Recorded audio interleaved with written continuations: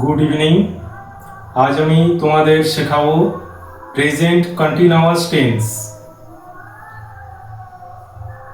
Continue কথাটার অর্থ কি? কন্টিনিউ কথাটার অর্থ হলো চালিয়ে যাওয়া। তাই প্রেজেন্ট কন্টিনিউয়াস টেন্স বলতে বোঝায় বর্তমান কালে কোনো একটা কাজ চলছে এরকম বোঝাবে, সেটা প্রেজেন্ট কন্টিনিউয়াস টেন্সের মাধ্যমে বাক্যটা তৈরি করতে হয়। তো ইংরেজিতে অনেক ভার্ব আছে, তার মধ্যে আমি ইট ভার্বটিকে ব্যবহার করছি, যেটা তোমাদের পক্ষে সব থেকে সহজ হবে বোঝার, সেইভাবে বলছি। এবং বাক্যটাতে অবজেক্ট রাখছি না, কর্ম রাখছি না। পরে কর্ম কিভাবে যোগ করা হয় সেটা আমি বুঝিয়ে দেব। ইট, এই ইট শব্দটার অর্থ হলো খাওয়া, তাহলে মূল ভার্ব হিসাবে ইট ব্যবহার করছি। এবার প্রেজেন্ট কন্টিনিউয়াস টেন্সের নিয়মটা কি? প্রথমে সাবজেক্ট বসে, তারপরে বি ভার্বের সঠিক রূপটি বসে, বি ভার্বের প্রেজেন্ট ফর্মের যে সঠিক রূপ, বি ভার্বের প্রেজেন্ট ফর্মের যে তিনটি রূপ, সে তিনটি হলো অ্যাম, ইজ, আর। তাহলে সাবজেক্ট অনুযায়ী কোথাও অ্যাম বসবে, কোথাও ইজ বসবে, কোথাও আর বসবে, সেটা আমি একবার বলে দিই। এটা একটা সহজ রুল আছে। I am, we are, you are, you are, he is, they are. আবার বলি, I am, we are, you are, you are, he is, they are. এইভাবে সাবজেক্ট অনুযায়ী অ্যাম, ইজ, আর বসে। তো হি এর পরিবর্তে সি হতে পারে। হি মানে কোনো ছেলেকে যদি বোঝায়, কোনো পুরুষ মানুষকে যদি বোঝায় সে অর্থে, তখন হি শব্দটা ব্যবহার হয়। আর যদি কোনো মেয়ে, কোনো মহিলা, তাকে যদি সে অর্থে ব্যবহার করি তাহলে সি বসে। এবার হি, সি তার পরিবর্তে ইট হতে পারে, বা কোনো একটি নাম হতে পারে, একটি বস্তু হতে পারে, একটি জাতি হতে পারে। সেক্ষেত্রে কিন্তু বি ভার্বের যে প্রেজেন্ট ফর্মের রূপটি ইজ বসে। আর দে আর, দে আর, দে জায়গায় একাধিক নাম হতে পারে, একাধিক বস্তু হতে পারে, একাধিক প্রাণী হতে পারে, সেক্ষেত্রেও আর হবে। তাহলে প্রথমে সাবজেক্ট, তারপরে বি ভার্বের সঠিক রূপ অর্থাৎ অ্যাম, ইজ, আর। এবারে মূল ভার্বের শেষে আইএনজি যোগ হয়। এবার আইএনজি যোগের আবার অনেক নিয়ম আছে। অনেক ক্ষেত্রে শেষে ওয়ার্ড ডাবল হয়ে যায়, আবার কিছু ক্ষেত্রে ওয়ার্ড যেরকম সেরকমই থাকে, শুধুমাত্র আইএনজি যোগ হয়ে যায়। এখন আমি ইট শব্দটার সাথে আইএনজি যোগ করে আমি বাক্যটা করব।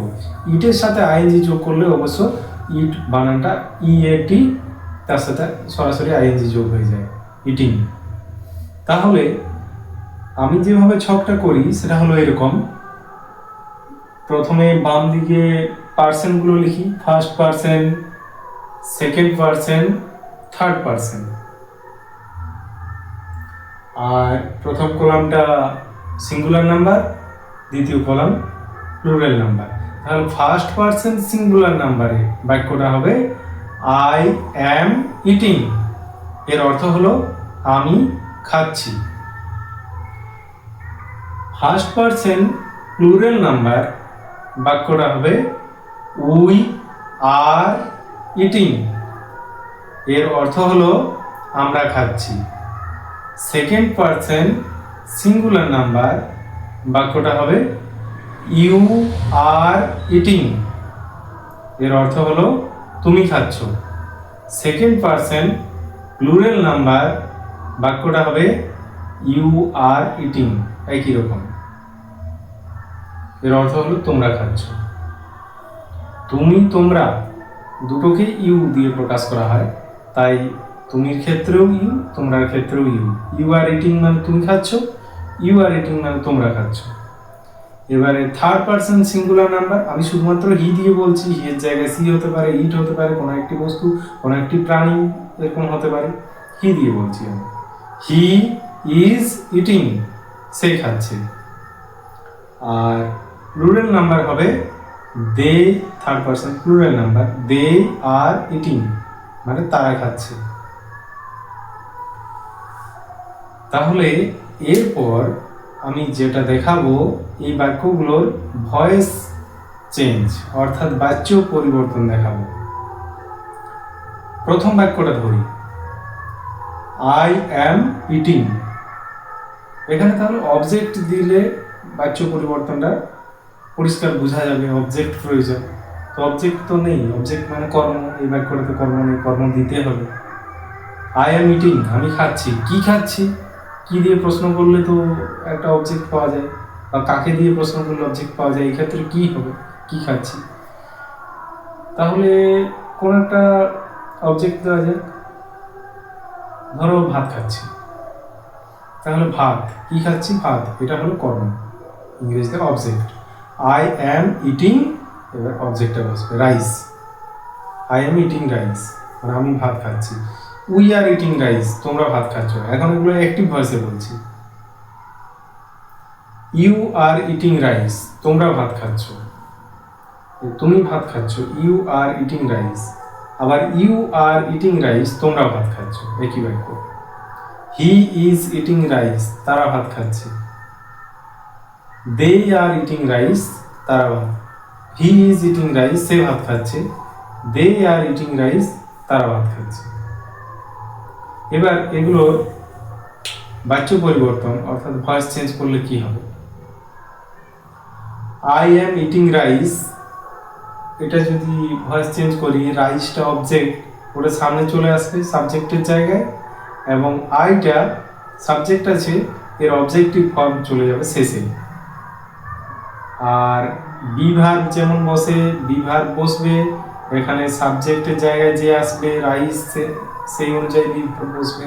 রাইস হলো থার্ড পারসন সিঙ্গুলার নাম্বার, তাই রাইসের পরে বি ভার্বের প্রেজেন্ট ফর্ম যেটা বসে সেটা হলো ইজ। এবারে আইএনজি যোগ আছে, আইএনজিটা কার সঙ্গে যোগ করব? মূল ভার্বের তো থার্ড ফর্ম হয়, বেসিক ভয়েস করলে মূল ভার্বের থার্ড ফর্ম হয়, মানে ইটটা হয়ে যাবে ইটেন।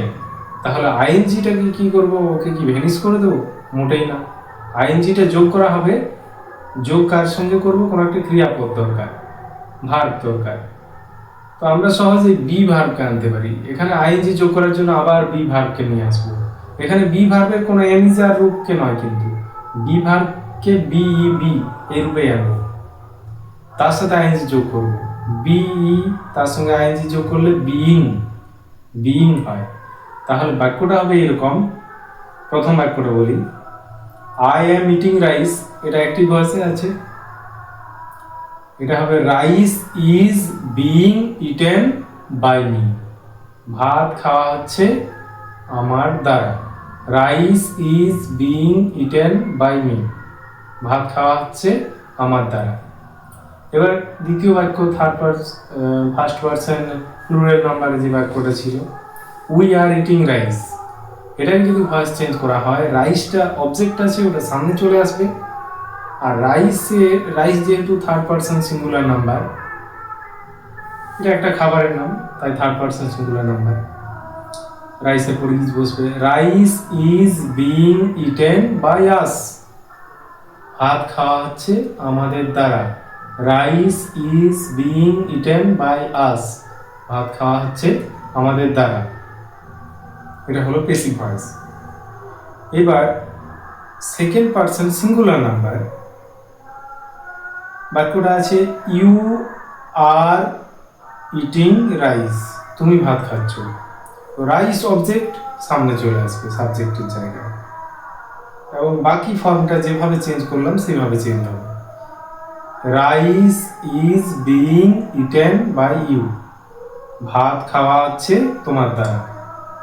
তোমরার ক্ষেত্রেও বাক্যটা একই রকম, rice is being eaten by you, ভাত খাওয়া হচ্ছে তোমাদের দ্বারা। বেসিক ভয়েস হলো।